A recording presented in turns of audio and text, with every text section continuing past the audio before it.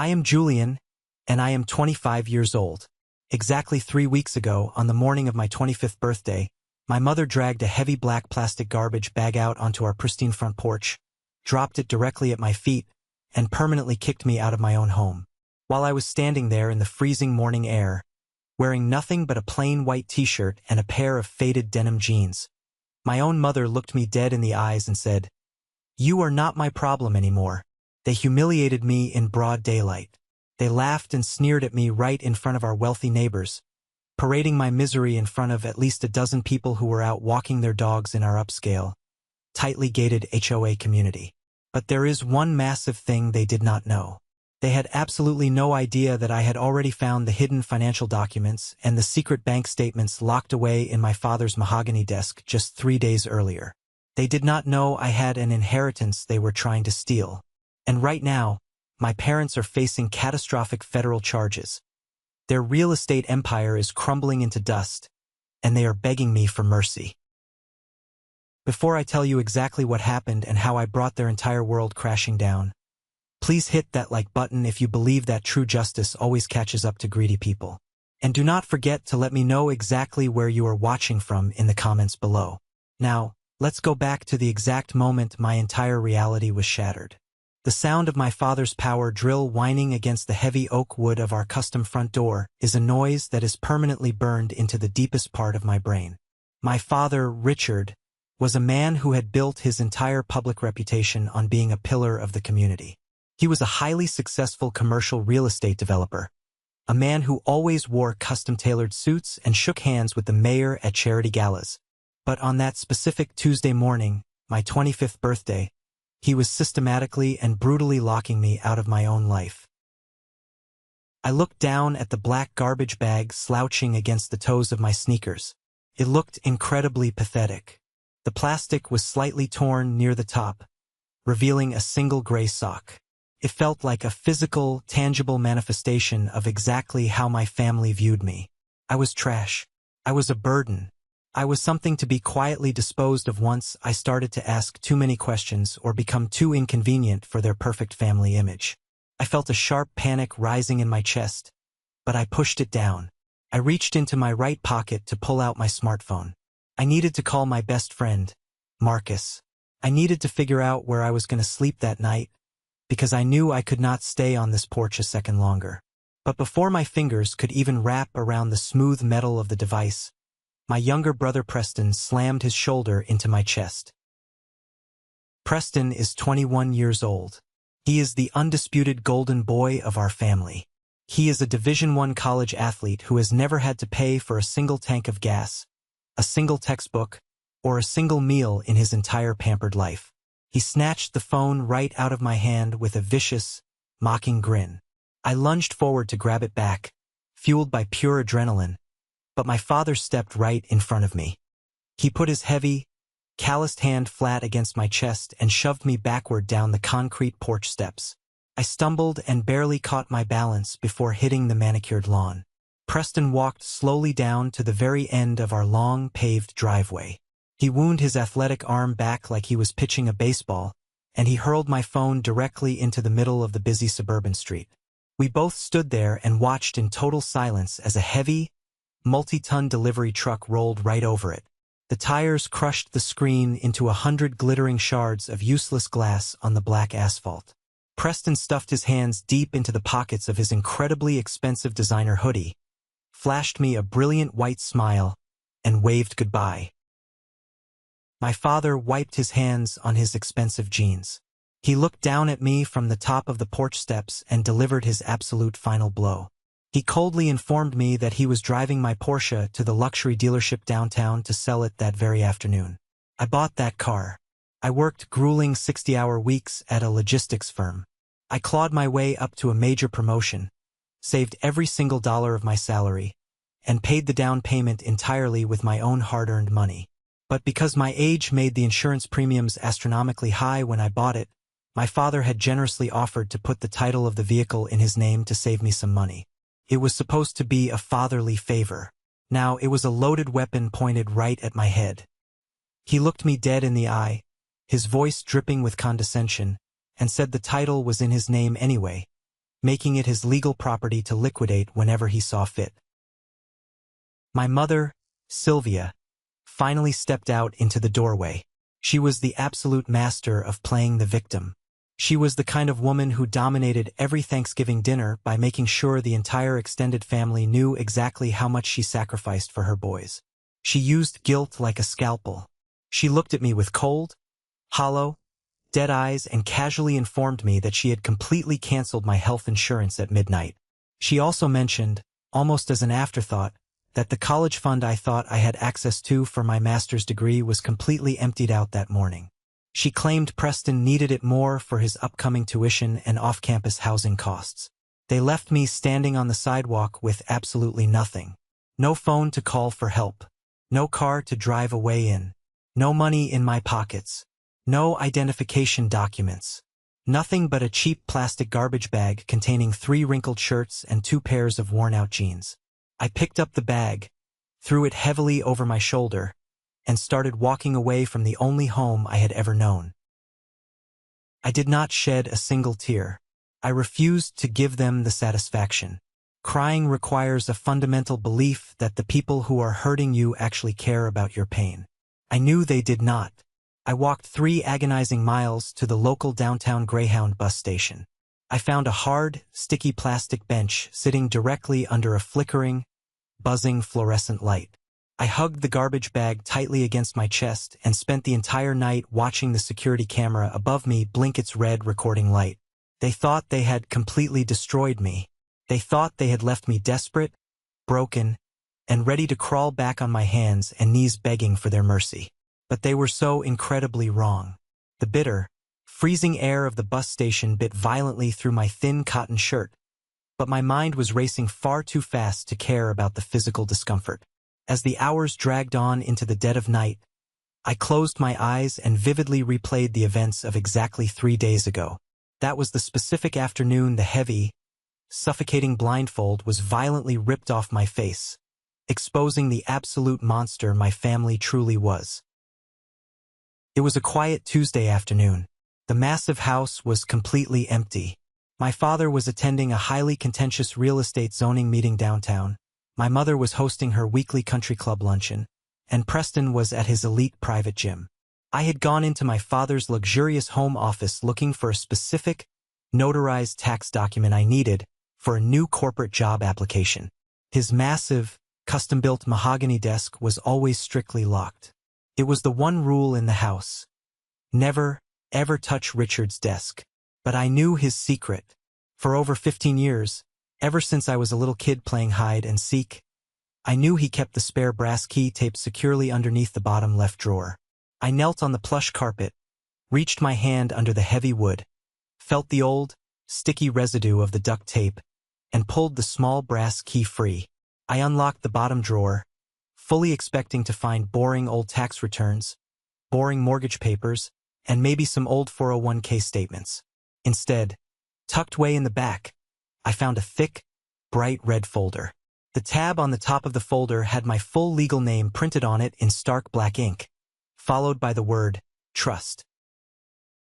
I frowned, my brow furrowing in deep confusion. I did not have a trust fund, or at least I was never ever told I had one. My parents always complained about money, always talked about how tight things were despite our massive house. I pulled the heavy folder out, laid it flat on the desk, and opened it. The very first document was a high-yield bank statement. The primary name on the account was mine, but the mailing address listed was a random P.O. box in a neighboring county that I did not recognize. I scanned down to the balance printed boldly at the top right of the page. The account held exactly $86,412. My heart started hammering aggressively against my ribs, loud enough that I could hear it in my own ears. I flipped frantically to the next page. It was a dense, highly detailed legal summary of a massive lawsuit settlement. As I read the dates and the case numbers, the memories came rushing back with sickening clarity. When I was 10 years old, our family was involved in a horrific, life-altering car accident. A severely drunk driver had blown through a red light at 70 miles per hour and smashed violently into the passenger side of our family SUV, exactly where I was sitting. I spent 3 agonizing weeks in the pediatric intensive care unit. I had a severely fractured skull, a shattered collarbone, and internal bleeding. The physical therapy took over a year. Throughout my entire life, my parents constantly reminded me of the financial burden of that crash.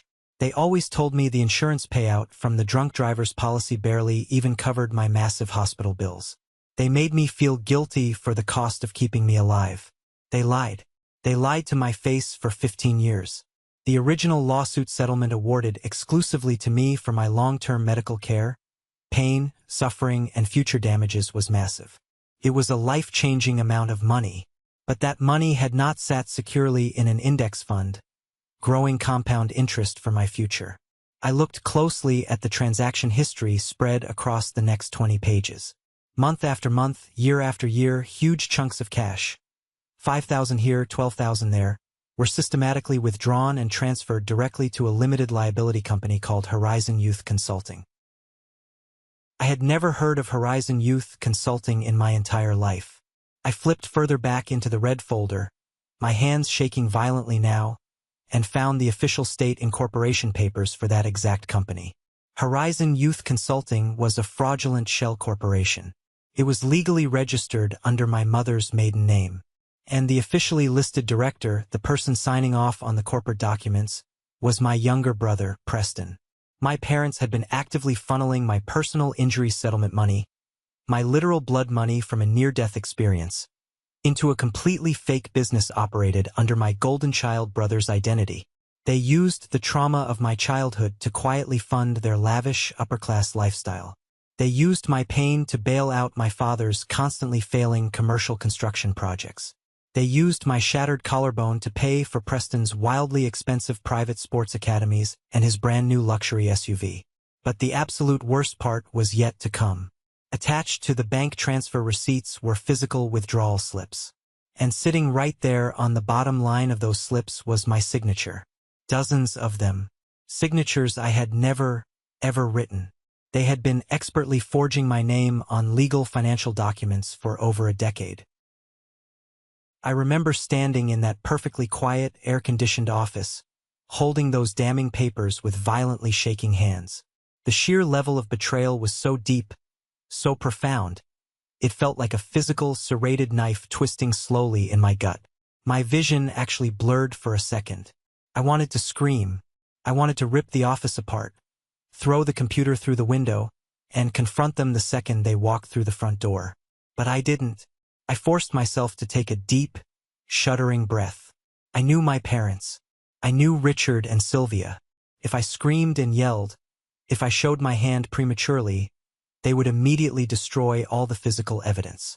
They would hire a team of vicious lawyers, and they would find a brilliant way to gaslight me, to make me look crazy. I pulled out my phone. I spent the next 45 minutes carefully, meticulously photographing every single page in that red folder. I captured every forged signature, every bank routing number, every corporate registration document. I made sure the lighting was perfect and the text was legible. When I was done, I put the folder back exactly where I found it, locked the heavy wooden drawer, and carefully taped the brass key back under the desk.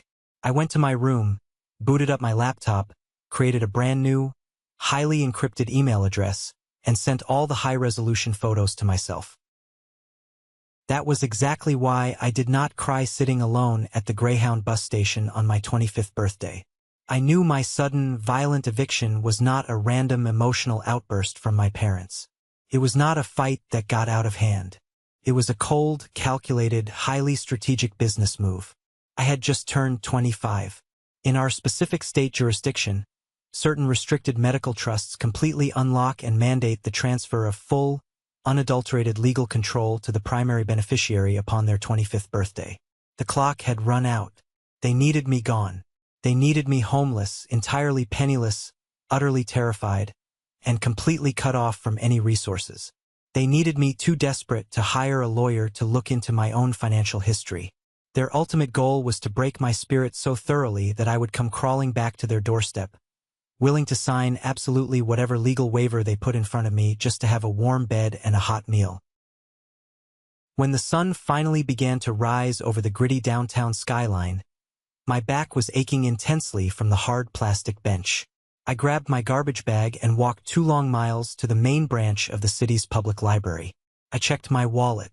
I had exactly 12 crumpled single dollars to my name. I had no ID. I had no phone. The heavy glass doors of the library finally opened at 8 in the morning. I walked inside the quiet, climate-controlled building, found a secluded corner computer terminal, and sat down heavily in the chair. A senior librarian named Mrs. Higgins noticed me almost immediately. She was a wonderfully kind older woman with neat silver hair and sharp, highly observant eyes. She saw the black garbage bag sitting on the floor by my feet. She saw the dark, exhausted circles under my eyes and my wrinkled t-shirt. But unlike the wealthy neighbors in my parents' subdivision, she did not look at me with disgust or suspicion. She did not ask invasive, humiliating questions. She simply walked over to my desk, quietly placed a cold bottle of water and a chocolate chip granola bar right next to my keyboard, and softly whispered that I could use the computer terminal for as long as I needed today without a library card. That one small, simple act of genuine humanity from a complete stranger almost broke the heavy emotional dam inside my chest. My own mother, the woman who gave birth to me, threw me out like useless trash, and this elderly woman treated me with basic human dignity. I logged into my new encrypted email account. The photos of the documents were still perfectly safe. Then, I opened a new tab, logged into my social media account on the web browser, and sent an urgent direct message to Marcus.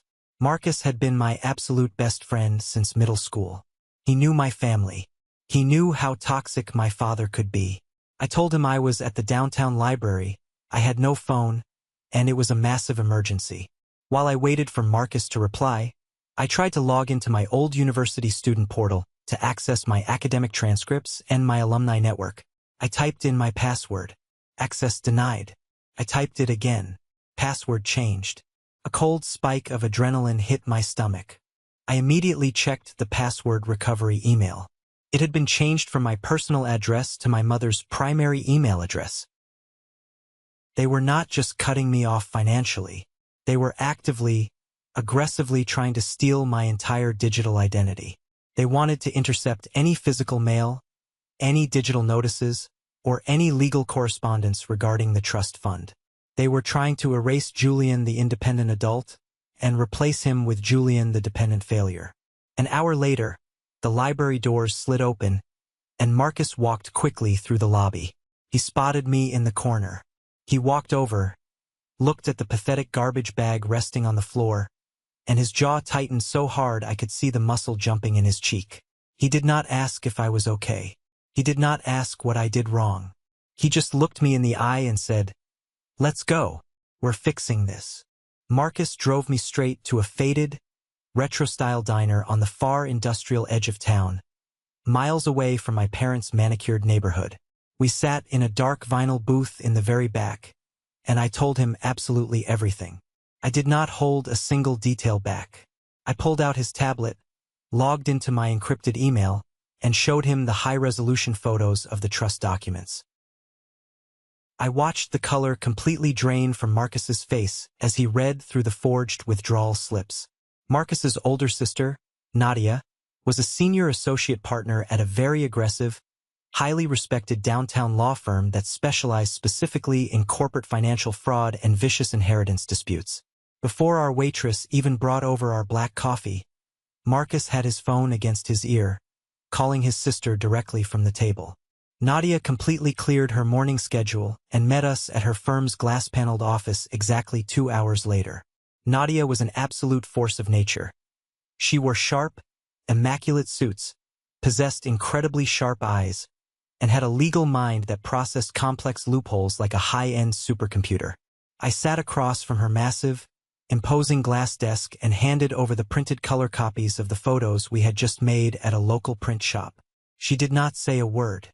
She studied the documents in absolute, unbroken silence for 10 agonizing minutes. The only sounds in the entire room were the rhythmic ticking of the expensive wall clock and the crisp rustling of paper as she flipped the pages back and forth.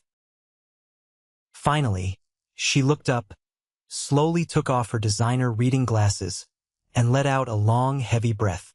"Julian," Nadia said, her voice dropping into a dead serious, deeply professional tone. "The original legal settlement from your childhood accident was over $400,000.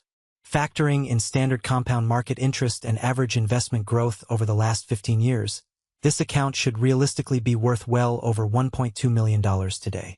According to this latest statement you photographed, there is barely $86,000 left in liquid assets. Over $1 million. The sheer scale of the theft hit me like a physical blow to the chest. They literally stole my entire future to buy luxury sports cars, fund exclusive country club memberships, and bankroll a fraudulent shell company for my younger brother." But Nadia was far from finished. She swiveled her large computer monitor around so it faced me directly. While we were driving to her office, she had used her legal credentials to pull the public county court records regarding the exact legal status of my medical trust. "There is something else," she said, her tone dropping even lower, sounding almost dangerous. "This is where it goes from standard financial theft to severe criminal conspiracy. In order for your parents to legally maintain control of a restricted medical trust past your 18th birthday, and especially past your 25th, they had to formally submit medical proof to a state judge that you were psychologically incapable of managing your own finances.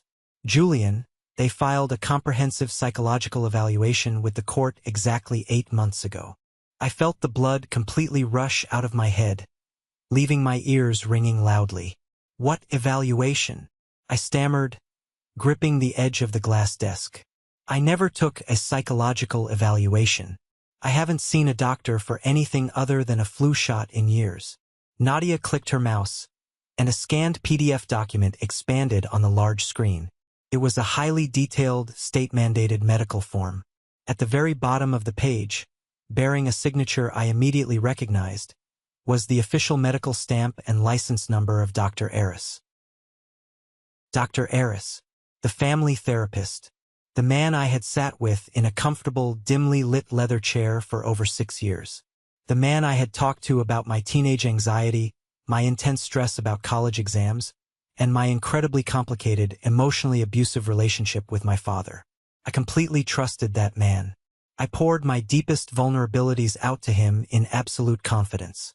And he took a massive financial bribe from my parents to write a legally binding, completely fabricated document claiming I suffered from severe, debilitating cognitive impairment directly resulting from my childhood brain injury.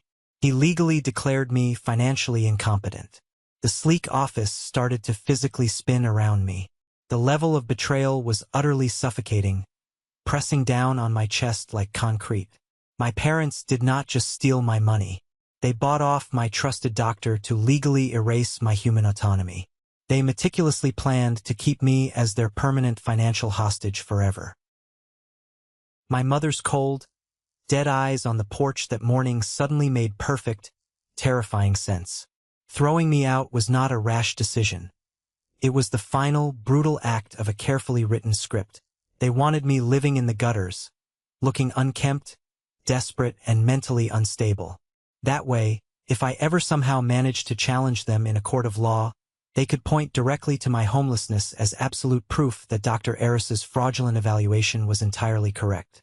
I was completely incapable of taking care of myself, and they were just the loving, burdened parents trying to manage their deeply disturbed son. I gripped the leather armrests of the office chair until my knuckles turned stark, bone white. I felt a slow, intensely burning fire ignite in the very center of my chest. It was no longer sorrow. It was no longer shock. It was pure, unadulterated, ice-cold rage. "Nadia," I said, my voice eerily calm, stripping away every ounce of fear I had left. "What exactly do we do now?" "We drop a massive nuclear bomb on them," she replied, a fierce, almost predatory excitement flashing in her dark eyes. "We immediately report the systemic fraud to the bank's Federal Oversight Department. I am filing an emergency legal injunction today to aggressively freeze every single financial account associated with your father's Social Security number and his corporate tax ID. And I am personally sending a subpoena to the medical board to strip Dr. Aris of his medical license before he goes to prison. I nodded slowly. Do it. Freeze absolutely everything. By that afternoon, I effectively became a ghost. Marcus took me to a massive electronics store and helped me buy a cheap, untraceable prepaid burner phone with cash. Nadia utilized her firm's resources to arrange for a temporary, highly secure apartment on the opposite side of the city, paid for by a small emergency loan from her firm, perfectly backed by the guaranteed legal recovery of my stolen funds. I immediately went out and got a quiet, grueling, cash-in-hand job working the midnight shift at a massive regional package sorting warehouse. I completely disappeared from my family's radar. They could not track my phone pings, they could not monitor my credit card spending, and they could not find my physical location. Exactly 2 days into my total isolation, my cheap burner phone buzzed violently on the cheap kitchen counter. I had only given this specific number to Marcus and Nadia, but the caller ID flashing on the small screen showed an unknown, unlisted number. I stared at it for a moment, then answered very cautiously. Julian? Thank God. It's Uncle Harrison. Uncle Harrison was my father's younger brother. He was the man who always played the goofy, loving, barbecue-grilling uncle at all our family Thanksgiving dinners. But right now, his voice sounded breathless, completely full of manufactured panic and deep concern. Julian, where on earth are you? Your mother is absolutely beside herself. She hasn't slept in 3 days. We just want to know you are safe, kid. Just tell me where you are, buddy. We can fix this silly family argument. You can come stay at my house until things cool down with your dad. I stood perfectly still in my kitchen and just listened to his voice. I heard the slight, hollow echo on the phone line. Then, I heard a faint, rhythmic electronic beep humming softly in the background. He was recording the call. My father was probably standing right next to him in his home office, feeding him lines written on a notepad. They did not care if I was safe. They had finally realized the bank accounts were locked. They realized I had vanished, and they desperately needed to locate my physical whereabouts before their entire financial house of cards collapsed onto their heads. Uncle Harrison, the fun uncle, was acting as a willing spy to help them trap me. Uncle Harrison, I said, keeping my voice completely flat and devoid of any emotion. Tell my father that the title of the Porsche might have been in his name, but the bank accounts are in mine. Julian, wait. Hold on, what are you talking about? I ended the call, immediately blocked the number, and pulled the battery out of the phone. The storm had officially made landfall, and I was going to let it tear their house apart. 3 agonizingly long weeks passed in total silence. 3 weeks of working the brutal graveyard shift at the logistics warehouse, lifting incredibly heavy boxes until the muscles in my shoulders burned and my hands were covered in calluses. Every morning at 6 a.m., I would take the public bus back to my hidden, sparse apartment to sleep on a cheap mattress on the floor. But every single time my muscles ached, every time my back screamed in pain, I smiled in the dark, because I knew that while I was quietly building my physical and mental resilience in the shadows, my family was burning alive in the sunlight. The aggressive financial freeze that Nadia had flawlessly executed was devastatingly effective. Because my father had spent years illegally commingled my restricted trust fund money with his commercial real estate business accounts, using my money to illegally inflate his corporate assets and secure massive commercial loans. The bank's federal fraud department did not just freeze my trust. They locked down absolutely everything. They froze his personal checking accounts. They froze my mother's platinum luxury shopping credit cards.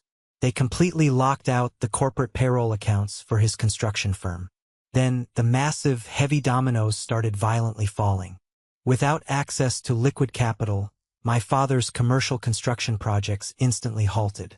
Hundreds of furious contractors walked off the job sites demanding their unpaid wages. Gideon, my father's primary, cutthroat business partner, absolutely panicked when he received the official federal fraud investigation notice in the mail. Gideon was a ruthless, terrifying man who cared exclusively about his bottom line and his reputation. According to the legal updates Nadia was feeding me, Gideon literally stormed into my father's corporate office, slammed the door, and threatened a massive, multimillion-dollar civil lawsuit that would personally bankrupt my father and seize his personal assets if the corporate accounts were not completely unfrozen within 48 hours. My parents were suffocating. The walls were closing in, the oxygen was running out, and they knew with absolute certainty that I was the one calmly holding the pillow over their faces. On exactly the 21st day after they arrogantly threw me onto the street with a garbage bag, I turned my burner phone back on.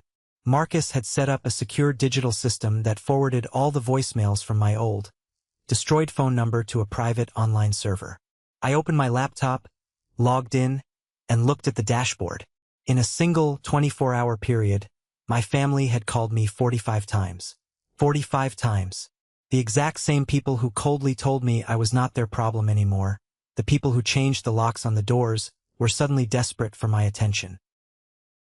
I sat at my small, wobbly kitchen table, drinking bitter black coffee from a styrofoam cup, and methodically listened to every single voicemail. The first few messages were from my father. He was desperately trying to maintain his illusion of authority. "Julian, this is your father. There has been a massive, ridiculous misunderstanding. You have accidentally caused a severe clerical error with the bank's legal department. You need to call the fraud department immediately, today, and withdraw this ridiculous, unfounded complaint before I am forced to take aggressive legal action against you." By the 20th call, as the reality of his impending bankruptcy set in, his tone violently shifted from arrogant threats to pathetic bargaining. "Julian's son, please, pick up the phone. We can figure this out as a family. I'll buy you a brand new car. Better than the Porsche, I promise. Just come home. Your mother is physically sick over this. Please." I deleted them with a single click. Then came a frantic, hyperventilating voicemail from Preston, the golden child, the beloved brother who had smiled, laughed, and happily waved at me as my only means of communication was crushed under a heavy truck tire. "Julian, pick up the phone. Pick up the damn phone right now. What did you do? There are federal investigators at the house right now. Dad is screaming at Mom in the kitchen. They're blaming me because that stupid Horizon Consulting Company has my legal name on the registration. I didn't do anything. I just signed what they told me to sign.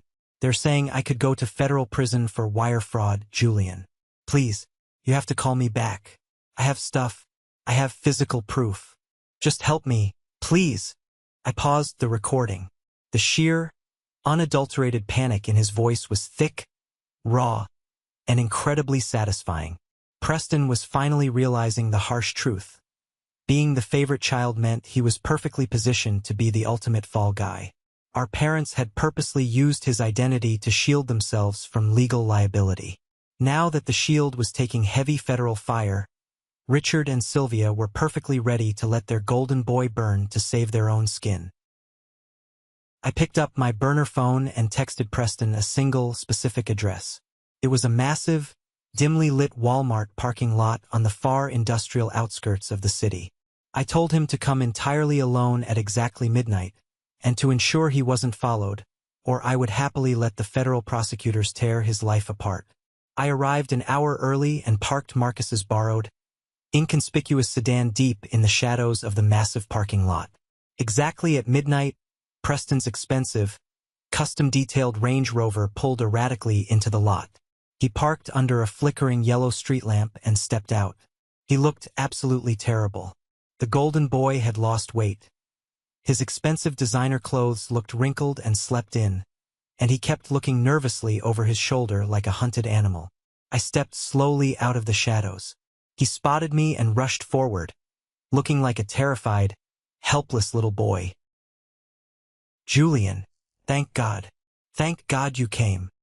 He reached out his arms to embrace me, but I held up a flat hand, stopping him dead in his tracks. "Don't touch me," I said, my voice slicing sharply through the cold night air.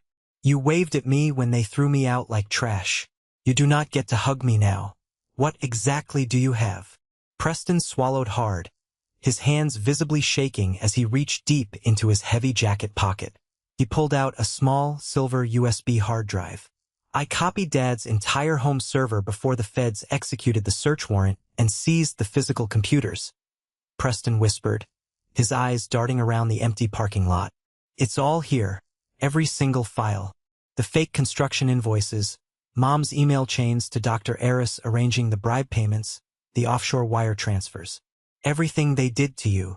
I looked down at the small drive resting in his trembling palm. "Why are you giving this to me, Preston?" "Because they're going to let me take the absolute fall." Preston's voice cracked, tears finally spilling over his cheeks. "Dad told his defense lawyer that I managed Horizon Consulting entirely on my own. He looked right at me and lied to my face, Julian. He's throwing his own son under the bus just to save his real estate license and keep himself out of a federal penitentiary." I reached out and took the hard drive from his hand. It felt incredibly heavy, carrying the weight of 15 years of malicious lies. Preston looked at me with desperate, pleading eyes. "You have to tell the prosecutors I voluntarily cooperated. You have to use this to protect me. I didn't know how bad it really was, I swear. You knew I was being abused, Preston. You just didn't care because you were getting the rewards," I said coldly, looking at the brother I used to love. "I will give this drive to my lawyer. What happens to you now is entirely up to the law." I turned my back on him and walked away into the darkness, leaving the golden child standing completely alone in the freezing parking lot, finally feeling exactly what I felt the morning I was handed that garbage bag. The storm was no longer just brewing on the horizon. I finally had the lightning directly in my hand, and it was time to strike the entire house down to its foundations. The morning we drove back to the affluent subdivision, the sky was a brilliant, unforgiving, cloudless blue. It had been exactly 3 weeks and 2 days since my father had shoved me down the concrete porch steps, and my mother had handed me a torn plastic garbage bag containing the pathetic remains of my life.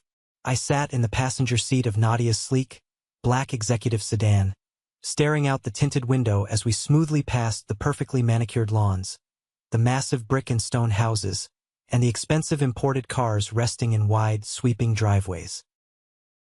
This was the neighborhood where I grew up. This was the place where the neighborhood association strictly regulated the color of your mailbox, but completely ignored the emotional abuse happening behind closed doors. Following closely behind us was a dark, unmarked government vehicle carrying Detective Callahan, a seasoned, hardened financial crimes investigator from the Federal Task Force, and Ben, a licensed master locksmith holding a heavy canvas tool bag. We were not going back to my childhood home to have a heartfelt, tearful family discussion. We were not going there for closure.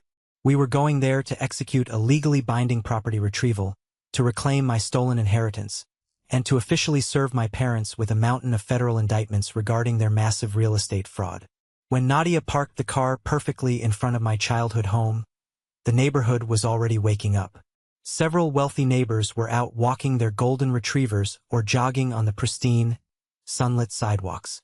I stepped out of the car, adjusting the collar of my dark jacket. I took a deep breath of the crisp morning air, and I felt an incredible, overwhelming sense of calm wash over my entire body. The terrified, broken 25-year-old boy who had slept on a hard plastic bench at the Greyhound bus station was completely gone. He had died that night. I was walking back onto this heavily mortgaged property as a man holding absolutely every single card in the deck. We walked up the long, paved driveway together as a united front. Detective Callahan stepped forward, his badge clipped securely to his belt, and firmly pressed the glowing doorbell. We waited. The silence of the suburban morning was thick and heavy. I could hear the frantic, heavy footsteps echoing inside the grand foyer. The thick, custom oak door swung open violently, and my father stood in the doorway. Richard looked completely and utterly unraveled. The man who usually wore immaculate, custom-tailored suits, the man who dominated corporate boardrooms and intimidated contractors, was wearing loose gray sweatpants and a deeply wrinkled dress shirt that looked like it had been slept in for days. His face was a sickly, pale gray. His eyes were severely bloodshot from a sheer lack of sleep, and his large hands were visibly trembling. When his exhausted eyes finally landed on me standing confidently behind the federal detective, his expression morphed instantly from deep panic to a desperate, manufactured, aggressive anger. "Julian," my father barked, desperately trying to summon his old, booming voice of ultimate authority. "What in the hell is the meaning of this? Why are you bringing the police to my front door? I told you specifically on the voicemail, we can handle this minor family dispute privately. You need to call off your lawyer right now before you ruin my commercial real estate business completely. You are making a massive, catastrophic mistake." Nadia stepped forward, her expensive designer heels clicking sharply and authoritatively on the concrete porch. She looked at him with absolute, freezing contempt. "Mr. Richard, my name is Nadia. I am Julian's retained legal counsel. We are not here to negotiate a family dispute, nor do we care about your business. We are here accompanied by Detective Callahan under a strict federal mandate. Julian is here to retrieve his remaining personal property and secure vital documents. If you attempt to block his entry or raise your voice again, you will be arrested immediately on your front porch for obstruction of justice." My mother, Sylvia, suddenly appeared in the hallway right behind my father. She took one terrified look at the detective's badge and immediately burst into loud, theatrical, hysterical tears. She clutched the collar of her highly expensive cashmere robe and physically pushed past my father, reaching her trembling hands out toward me. "Julian, my sweet, sweet boy," she wailed, her voice intentionally echoing loudly enough for the nosy neighbors across the street to hear perfectly. "Please come inside. We have been worried sick about you. You have been terribly confused since the accident, Julian. You know you are not well. We were only trying to protect your college fund and your future. Please do not do this to your own mother. We love you." I looked at her crying face. I studied the way her shoulders shook and the way she desperately tried to make eye contact with the neighbors to secure their sympathy. A month ago, those exact same tears would have absolutely crushed me with intense, suffocating guilt. But now, knowing she had coldly orchestrated a massive financial fraud, knowing she had bribed Dr. Eris to legally label me incompetent so she could steal my money to go shopping, her tears looked completely grotesque. It was an insult to my intelligence. "Save the pathetic performance, Sylvia," I said, my voice completely devoid of any warmth, any love, or any hesitation. "The neighbors walking their dogs might buy it, but I have seen the bank routing numbers. I have seen the forged signatures." My father's face turned a deep, dangerous, violent shade of red. "You ungrateful, selfish brat. I put a roof over your head for 25 years. I paid your salary when you worked for my firm during college. I fed you, and you repay me with a frivolous, vindictive lawsuit? You have absolutely no legal right to enter this property. I changed the locks the day you left. You do not live here anymore. Get off my porch before I have you arrested for trespassing." Detective Callahan pulled a folded, officially stamped legal document from his jacket pocket and held it up right in my father's face. "Actually, sir, according to the county property records we pulled yesterday, a highly significant portion of the down payment for this exact property was illegally drawn directly from Julian's restricted medical trust. That makes this residence a primary subject of federal asset forfeiture. Step aside, or I will put you in handcuffs right now." My father froze. The sheer, terrifying reality of the situation finally slammed into him like a freight train. He had built his entire identity, his entire ego on owning things, controlling people, and projecting massive wealth. Now, a federal investigator was standing on his porch, looking him dead in the eye, telling him that the multi-million-dollar house he was standing in did not even truly belong to him. He slowly, reluctantly took a step backward into the foyer, his hands shaking in defeat. "Ben," I said, turning my head to the locksmith standing quietly beside me. "Drill the lock." My father gasped in pure, unfiltered outrage as Ben stepped up to the beautiful custom oak door, placed the sharp tip of his heavy industrial power drill directly against the shiny brass deadbolt my father had installed on my birthday, and pulled the heavy trigger. The loud, violent, aggressive screech of metal grinding against metal echoed loudly across the quiet suburban street. It was the absolute most beautiful sound I had ever heard in my entire life. It was the sound of a deeply toxic, abusive empire being physically breached. The lock shattered completely. The heavy door swung wide open. We confidently walked into the grand foyer. The house looked exactly the same as I remembered, but the energy was entirely different. It felt like walking into an active crime scene. Preston was standing at the very top of the sweeping wooden staircase, staring down at us with wide, absolutely terrified eyes. He looked at me, then looked at the silver USB drive sticking prominently out of Nadia's leather briefcase. He knew exactly what was happening. He quickly turned around and disappeared down the upstairs hallway like a ghost, too cowardly to face the parents he had just sold out to save himself. My father paced aggressively back and forth in the massive, sunlit living room. "This is a gross, unconstitutional violation of my civil rights," he shouted, pointing a violently shaking finger at Nadia. "I have the absolute best corporate lawyers in the state on retainer. When this absurd, baseless investigation clears my name, I am going to sue your firm into the ground. I am going to take your license. My construction business is perfectly legitimate." Nadia did not even blink. She calmly walked over to the glass coffee table, opened her briefcase, pulled out a thick, heavy stack of printed legal papers, and dropped them heavily onto the glass. The thud echoed in the large room. "Are you referring to the legitimate construction business that has been using Horizon Youth Consulting as a primary dummy vendor to launder stolen money offshore?" Nadia asked smoothly, her voice slicing through his panic like a razor blade. "Because we have the entire digital backup of your private server, Richard. We have every single fake invoice you generated over the last 10 years. We have the deeply incriminating email threads between your wife and Dr. Eris discussing the exact cash amount required to formally falsify Julian's psychological evaluation." My mother stopped crying instantly. It was like a switch had been flipped. The theatrical, hysterical tears dried up the absolute second she realized the victim performance was utterly useless. She stared blankly at the massive stack of printed papers on the coffee table, her face rapidly draining of all color until she looked completely sick. "Where did you get those?" my father whispered, his voice cracking, the false bravado entirely gone. He looked frantically around the room, his eyes wide with sheer terror. "The server in the basement was heavily encrypted." "Who gave you the encryption keys?" "That does not matter," I said, stepping right into his line of sight, forcing him to look directly at the son he had tried to destroy. "What matters is that your entire life is a carefully constructed, pathetic lie.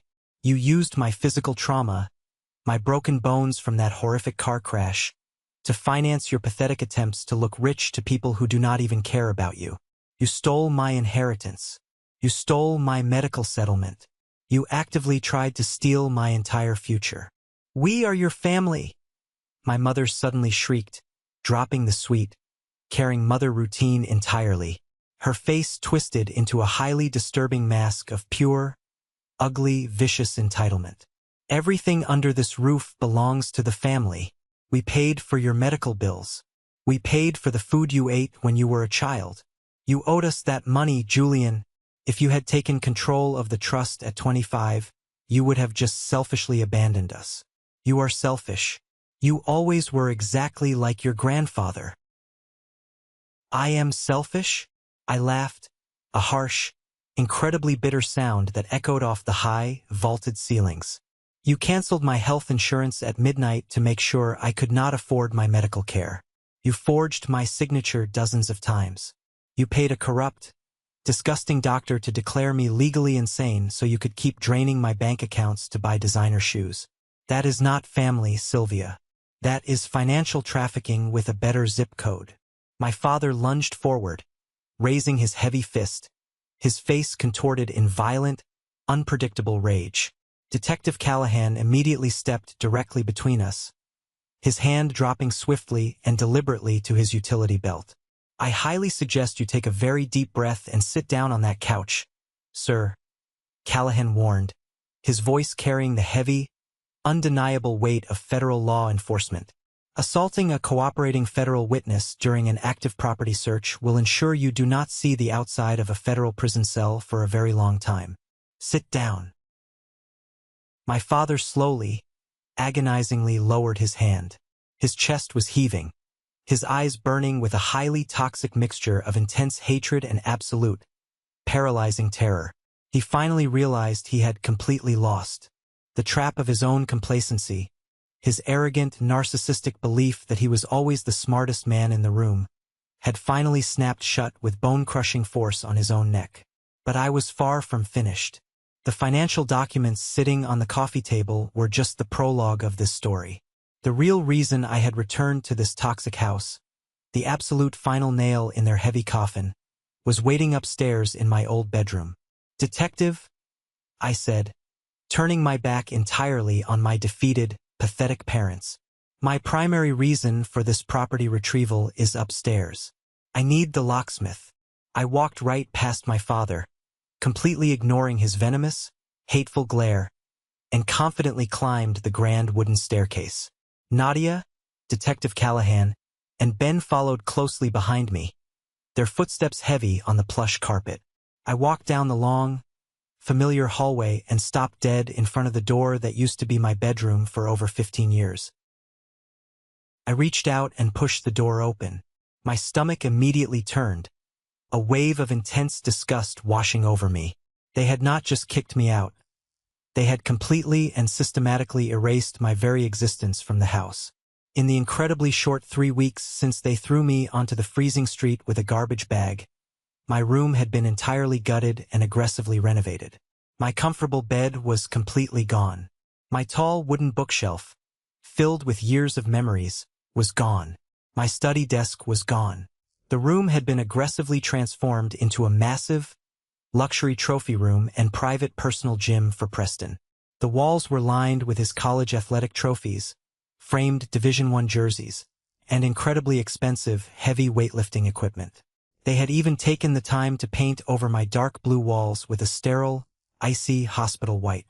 My mother had hurried quickly up the stairs behind us, panting heavily from the exertion. She stood in the doorway, crossing her arms defensively across her chest, trying to reclaim some small sense of territorial authority. "You have absolutely no belongings left in here," she snapped, her voice trembling slightly. "I donated all your old, useless junk to a charity center days ago. There is nothing in this room for you to take. Get out of my house right now." "I am not looking for my old clothes, Sylvia," I said calmly, refusing to let her see any emotional reaction to the desecration of my room. I walked slowly across the room, carefully stepping past Preston's heavy steel squat rack, and stopped directly in front of the large, deep walk-in closet. When I was 10 years old, right after the terrible, life-altering car accident, my grandfather on my mother's side came to live with us for a few months to help take care of me while I was confined to a wheelchair. He was a quiet, incredibly sharp, deeply observant man who had built a highly successful accounting firm from complete scratch. He always smelled like peppermint and old paper. More importantly, he never, ever trusted my father's flashy, debt-fueled real estate schemes. My grandfather passed away suddenly when I was 12, and his funeral was one of the hardest days of my life. I had always missed him terribly. But a few nights before my 25th birthday, while I was backing up Preston's stolen hard drive in the dark, isolated Walmart parking lot, I had found a very strange, deeply hidden audio file. It was a recording pulled from the interior home security system, dated over a decade ago, shortly after my grandfather's funeral. The audio had captured my mother and father arguing loudly and viciously in the upstairs hallway about a heavy metal lockbox my grandfather had hidden securely in the walls of the house before he died. In the audio recording, my father aggressively demanded they tear the drywall open to find it, absolutely convinced it contained cash. But my mother flatly refused, terrified of the structural damage to her perfect house and fearing what her father might have written about them.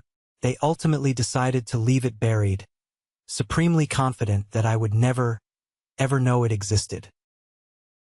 I looked at Ben, the locksmith, and pointed to a very specific, unassuming section of the painted drywall located at the very back of the deep closet, right behind where a heavy, built-in wooden vanity mirror used to sit. "Ben," I said, my voice steady, "break the wall open. Right there." My mother let out a loud, blood-curdling scream that echoed through the entire second floor. She physically launched herself forward, trying to aggressively grab Ben's arm to stop him. "No! You cannot destroy my house. Stop him right now. Richard, call the police. They are destroying our property." Detective Callahan easily and professionally intercepted her, holding her back firmly by the shoulders. "Ma'am, I am warning you for the absolute last time. This is a federally sanctioned search based on highly credible evidence of concealed financial assets. If you interfere again, you will leave this house in handcuffs." Ben ignored the screaming. He pulled a heavy steel pry bar and a jagged drywall saw from his heavy canvas bag. He stepped into the closet, quickly measured the space with his hands, and drove the heavy steel bar directly and violently through the pristine white drywall. The loud, satisfying crunch of breaking plaster filled the room. Thick white dust billowed aggressively into the air, coating Preston's expensive gym equipment. Ben ripped a massive, jagged square hole into the wall, completely exposing the dark wooden structural studs and the pink fiberglass insulation hidden behind it. Ben reached his thick, muscular arm deep into the dark, dusty cavity. We all stood in absolute, breathless silence, watching him. A moment later, he grunted with effort and pulled out a heavy, dark green metal lockbox. It was covered in years of thick, gray dust and sticky cobwebs.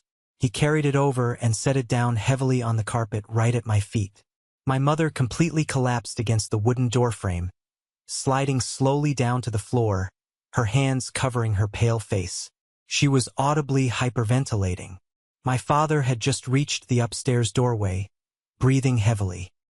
He took one single look at the metal box sitting on the floor, and his face went completely, sickeningly gray. The box had a heavy, rusted brass padlock securing it. Ben did not even ask. He smoothly used his heavy-duty bolt cutters to snap the lock in half with a loud crack. I knelt down on the carpet, ignoring the dust, and slowly lifted the heavy metal lid. Inside the box were two large, distinct stacks of perfectly preserved documents. On the left side were the original, unredacted legal trust documents from the county court, detailing the exact, massive payout of my medical settlement, completely and undeniably disproving every single lie my parents had ever told about the money. But it was the right side of the box that made my breath completely catch in my throat. Sitting there, tied neatly together with a faded piece of brown twine, were 32 sealed envelopes. I reached out and gently picked them up. The handwriting on the front of every single envelope belonged unmistakably to my late grandfather. Each envelope was clearly and meticulously labeled with a number, starting at age 10 and ending at age 42. He had taken the time to write a birthday letter for me for every single year he knew he would not be alive to see. My parents had known these deeply personal letters existed. They had intentionally, maliciously hidden them in the dark walls of this house to ensure I never heard my grandfather's voice again, to ensure I never felt truly loved by anyone but them. I picked up the specific envelope labeled Number 25. My hands were visibly shaking as I broke the old, brittle wax seal and pulled out the crisp, slightly yellowed paper. The ink was slightly faded, but the words were bold, sharp, and entirely unmistakable. I stood up, cleared my throat, and read the letter out loud to the silent room. My dearest Julian, if you are reading this specific letter on your 25th birthday, it means you have finally taken full, legal control of your medical trust fund. I am writing this to deeply warn you. Your father, Richard, is a dangerously greedy, incredibly selfish man.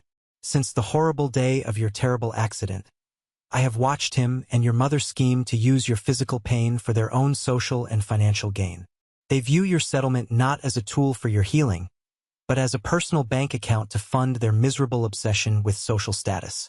Do not trust them with a single dime. A parent's love should be an unconditional sanctuary, not a financial transaction. You owe them absolutely nothing for your survival. Take your money, secure your beautiful future, and never, ever let them make you feel guilty for existing. I love you, Grandpa. I slowly lowered the letter. The silence in the room was absolute, incredibly heavy, and completely suffocating. The honest words of a dead man had just reached across time and space to completely validate my entire existence, and to brutally expose their profound, unforgivable evil. Suddenly, the pressure became too much, and my parents completely turned on each other like wild animals. The united, arrogant front they had aggressively maintained for 25 years violently shattered right in front of Detective Callahan. "This is all your fault," my father screamed at the top of his lungs, pointing a violently trembling finger at my mother weeping on the floor. "You were the one who absolutely insisted we hide the box. I told you we should have burned it in the fireplace years ago. You and your stupid Horizon Consulting Company. You left the paper trail." "Me?" my mother shrieked, scrambling frantically to her feet, her face red with absolute unrestrained fury. "You are the one who blew hundreds of thousands of dollars on your pathetic, constantly failing commercial real estate projects. You used his trust to pay off Gideon because you are a terrible, incompetent businessman. I only forged the medical documents because you aggressively forced me to."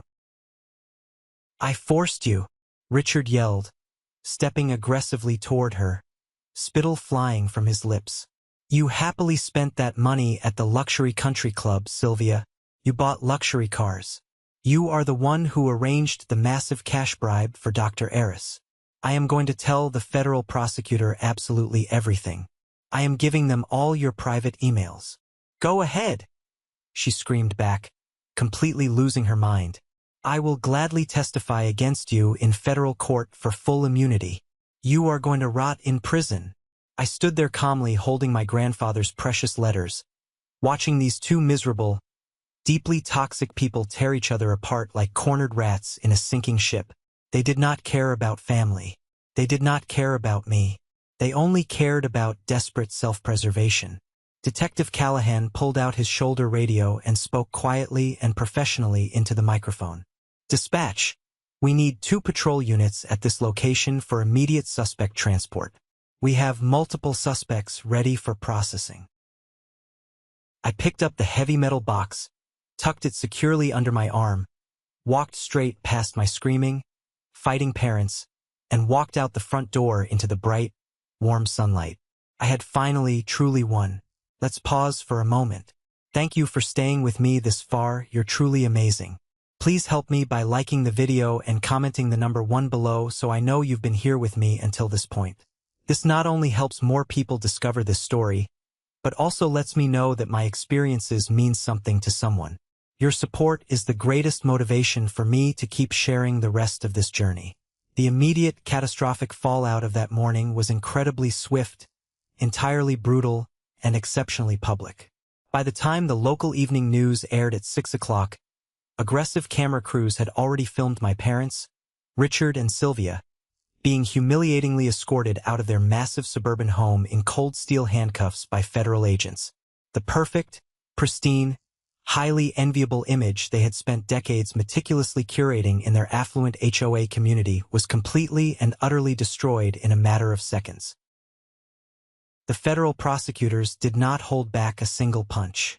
Armed with the massive digital server Preston had handed over in the parking lot, the original trust documents retrieved from my grandfather's hidden lockbox, and the heavily documented money trail provided by Nadia's elite legal team, the government dropped a massive legal hammer on my family. My father was formally and aggressively indicted on multiple counts of severe wire fraud, bank fraud, tax evasion, and the aggressive embezzlement of a restricted medical trust. Because he had so deeply commingled my stolen inheritance with his commercial real estate corporate accounts to inflate his net worth, the IRS swept in and completely seized his entire company. His highly valuable real estate licenses were permanently revoked by the state board. His prestigious firm went completely bankrupt in a matter of weeks, laying off dozens of employees who despised him. Gideon, his former cutthroat business partner, followed completely through on his vicious threat and filed a massive, incredibly aggressive civil lawsuit against my father, draining whatever meager personal funds the feds had not already frozen. My mother faced her own severe, life-altering consequences. She was federally indicted for criminal identity theft, conspiracy to commit fraud, and the heavy bribery of a licensed medical professional. Her entire social world violently collapsed overnight. The elite country club she loved so much, the place where she spent my stolen money on expensive lunches and tennis lessons, immediately and permanently revoked her exclusive membership. The affluent neighbors who used to attend her lavish Thanksgiving dinners suddenly acted like they had never met her, deleting her number and crossing the street when they saw her. She became an absolute social pariah, entirely isolated in her own toxic making. And Dr. Eris, the corrupt, disgusting therapist who had willingly sold his medical ethics to declare me legally incompetent, was arrested in front of his staff at his private clinic. The state medical board aggressively stripped him of his medical license permanently, and he was facing significant federal prison time for falsifying critical legal medical evaluations for financial gain. The immense, crushing stress of the impending federal trials completely destroyed my parents' marriage. Their divorce was incredibly ugly, petty, and deeply vicious. They spent their remaining days of freedom aggressively fighting in family court over the custody of their rapidly diminishing assets, constantly attempting to throw each other under the bus to secure a more favorable plea deal from the ruthless prosecutors. A month before the highly publicized federal trial was scheduled to officially begin, Nadia called me into her sleek downtown office. She looked across her large glass desk and handed me a formal legal document printed on heavy, expensive stock paper. "Julian," she said, her tone highly professional but laced with a heavy hint of disgust. "Your parents' defense attorney sent over a formal settlement offer this morning. They are offering to accept a harsh plea deal, resulting in guaranteed prison time for both of them, and a full, written public apology published in the local paper." I looked at the document, scanning the dense legal jargon. "What is the catch, Nadia?" "There is always a catch with them." "The catch," Nadia explained, pointing a perfectly manicured finger to the second page, "is that they want to fully transfer the legal deed of the family house into your name as partial financial restitution for the stolen trust funds. They are actively trying to frame it to the federal prosecutor as a generous act of contrition to the sentencing judge." I laughed, a harsh, completely humorless sound that echoed in the quiet office. I knew my parents too well. I asked Nadia to pull the absolute current financial records on the property. Sure enough, the massive, luxurious house was heavily, catastrophically underwater. It carried 3 separate, massive mortgages, crippling property tax liens, and was only weeks away from a catastrophic bank foreclosure due to missed payments. If I accepted the deed to the house, I would be legally assuming hundreds of thousands of dollars in toxic, inescapable debt. They were not trying to give me a gift. They were trying to hand me another heavy garbage bag. Just this time, it was an incredibly worthless piece of real estate cleverly disguised as fatherly mercy and maternal regret. They wanted me to take their massive financial burden so they could look good in front of a federal judge and save themselves a few years in prison. "Rejected immediately," I told Nadia, sliding the paper aggressively back across the glass desk. "I do not want their toxic debt. I do not want that house. Let the bank aggressively foreclose on it. Let them lose absolutely everything." And that is exactly what happened. The bank foreclosed on the property. My childhood home, the place where I was thrown onto the street like trash, the place where my grandfather's letters were hidden in the walls, was sold at a cheap public auction to a random developer. My parents eventually accepted unconditional plea agreements because the mountain of evidence was simply too massive to fight in front of a jury. My father, Richard, was sentenced to 8 long years in a federal penitentiary, ordered to pay massive financial restitution, and permanently banned from ever managing client funds again. My mother, Sylvia, received a slightly shorter custodial sentence of 5 years, followed by heavy supervised release, and strict legal restrictions preventing her from ever acting as a legal guardian or financial trustee again for the rest of her life. I had recovered a highly significant portion of my original money. The liquid assets from the forced sale of my father's company, the complete liquidation of my mother's luxury jewelry and vehicles, and a massive insurance payout from the bank that failed to flag the forged documents, gave me back my stolen future. I was no longer a victim. I was a survivor who had fought back with everything I had, and completely, undeniably won. 2 full, beautiful years have passed since the morning I confidently stood outside that massive federal courthouse, holding my new college identification card, the keys to a reliable, safe car entirely registered in my own legal name, and the heavy brass keys to a beautiful apartment that absolutely no one could ever lock me out of. The massive, chaotic, violent storm had finally passed, and the quiet, peaceful morning had finally arrived. I used the recovered funds from my stolen inheritance to completely change the entire trajectory of my life. I went back to the university, deeply inspired by Nadia's fierce, uncompromising advocacy, and aggressively enrolled in a highly specialized legal studies program. I recently graduated with top honors and secured a high-paying promotion as a forensic accountant at a major firm. Now, I spend my days meticulously tracking down hidden assets, auditing complex financial records, and helping other vulnerable people, minors and dependent adults, recognize when their toxic guardians cross the dark line between family management and criminal theft. I use my painful past as a powerful, sharpened weapon to aggressively protect others from going through what I went through. Marcus, the absolute best friend who picked me up at the library when I had absolutely nothing to my name, remains my closest confidant and chosen brother. Nadia became my professional mentor, teaching me exactly how to read every legal document carefully, save every single text message, and never confuse a family's manufactured urgency with a genuine moral obligation. Even Mrs. Higgins, the incredibly kind librarian who gave me a bottle of water and a granola bar on the worst day of my life, attended my college graduation ceremony, cheering loudly from the front row. I built a beautiful, strong, chosen family out of the incredible people who proved their loyalty when I was completely destitute. 6 months after the federal sentencing, I received a formal, legally mandated request for a heavily supervised counseling session. It was from Preston. Preston was no longer the arrogant, untouchable golden child. He had completely dropped out of his elite private university, lost his massive athletic scholarships due to the intensely public scandal, and was currently working grueling double shifts at a local retail store to aggressively pay back the portion of the stolen money he had knowingly spent on himself. I agreed to meet him in a neutral, highly supervised therapist's office downtown. He sat across from me in a cheap chair, looking completely exhausted, physically drained, and deeply, profoundly humbled. He did not ask for my forgiveness right away. He looked me directly in the eye and finally told the absolute truth. "I knew they were stealing from you, Julian," Preston admitted, his voice quiet but steady, devoid of his usual arrogance. "I knew they treated you horribly. I knew the Horizon Consulting Company was a scam.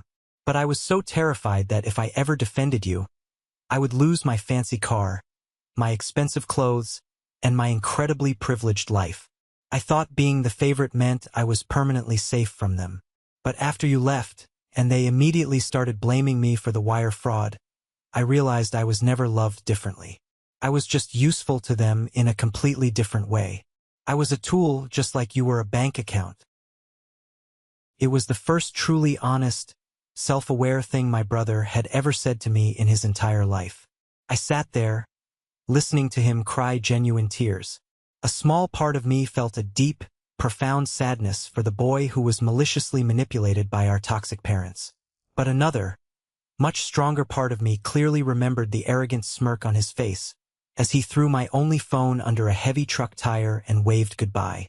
"I appreciate your honesty, Preston," I said, my voice completely calm and resolved.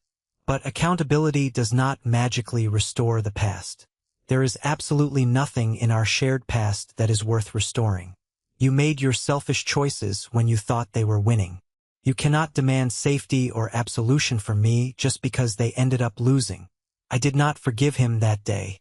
I established a massive, permanent, concrete boundary. I agreed only to exchange occasional, brief emails through his court-appointed counselor to monitor his restitution payments. Boundaries are not acts of bitter revenge. They are the necessary, vital walls that permanently prevent abusive history from repeating itself. My parents continue to write me incredibly pathetic, desperate letters from their respective federal prisons. My mother's letters slowly shifted from making wild, delusional excuses to offering begging, tearful, highly manipulative apologies. My father's letters remain purely transactional, constantly asking for legal help finding an early parole lawyer or requesting access to old corporate documents. Even his supposed remorse arrives with a heavy invoice attached. I aggressively return every single letter they send completely unopened. Some people might call that incredibly cruel. They might say that blood is always blood, and that federal prison is punishment enough. But a mistake happens exactly once. My parents made hundreds of deliberate, calculated, purely evil decisions over 15 long years.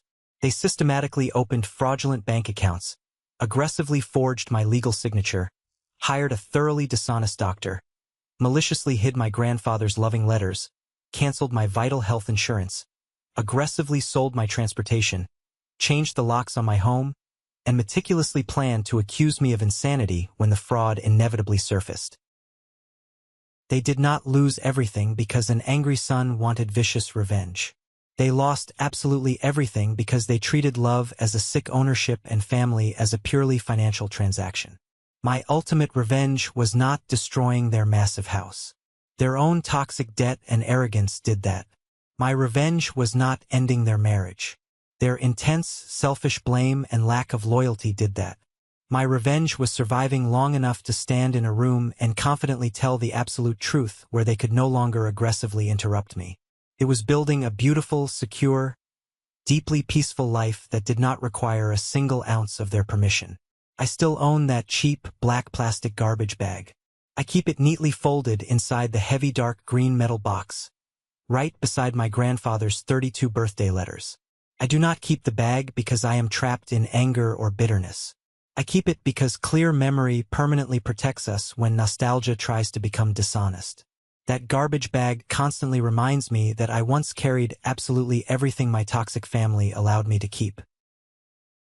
Today, every single thing that is truly important belongs entirely to me. My money, my legal name, my unclouded judgment, my safe home, and the absolute right to decide exactly who gets to stand beside me in this life. My mother confidently told me on my 25th birthday that I was no longer her problem. She was absolutely right in a way she never, ever intended. I am no longer available to fix the massive disasters she created. When they proudly changed the locks on that beautiful oak door, they arrogantly believed they had finally shut me out of the good life. But in reality, they had permanently locked themselves inside a rapidly collapsing lie. 3 weeks later, they completely panicked because the son they had gleefully thrown away like trash had become the only person on earth capable of saving them. And I simply chose not to. Thank you for listening to my story. It's not easy to talk about the people who were supposed to protect you becoming the people who tried to destroy you. But I know I'm not alone. It takes incredible strength to walk away from toxic family members, especially when society constantly tells you that family is everything. Sometimes, walking away is the absolute only way to save your own life and protect your sanity.